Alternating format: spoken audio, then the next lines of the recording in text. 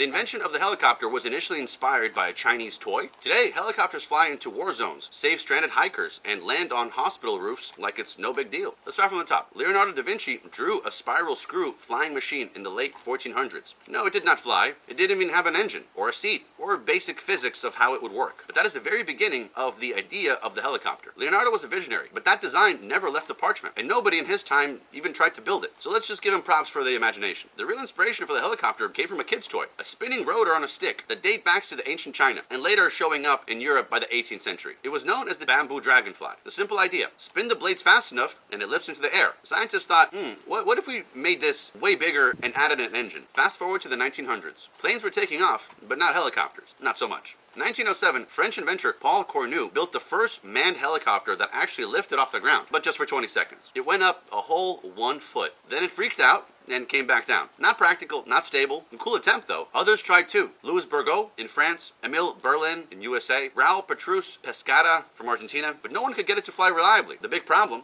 helicopters are like trying to balance a unicycle on a bowling ball while spinning on a razor blade. You need serious control systems just to keep it from falling over. Then came Igor Sikorsky. Someone finally made it work. A Ukrainian-born engineer who emigrated to the US and refused to let gravity win. 1939, Sikorsky VS-300 became the first successful practical helicopter with a single main rotor and a tail rotor, aka the design every modern helicopter still follows. VS-300 flew over 100 hours by 1941. Sikorsky solved the core engineering problem: how to lift off, hover, steer, but not kill the pilot. And unlike others before him, he got it to work reliably. By the 1940s, the military said, hey, these things that can hover, rescue people, and don't need a runway, we'd like some of those. The Sikorsky R-4 became the first mass-produced helicopter and the first used by the US military in combat and rescue missions. From spinning toys in ancient China to battlefield lifelines in World War II to medical rescues and pizza delivery in 2025, helicopters are one of humanity's coolest and weirdest inventions. Like and subscribe for more interesting stories.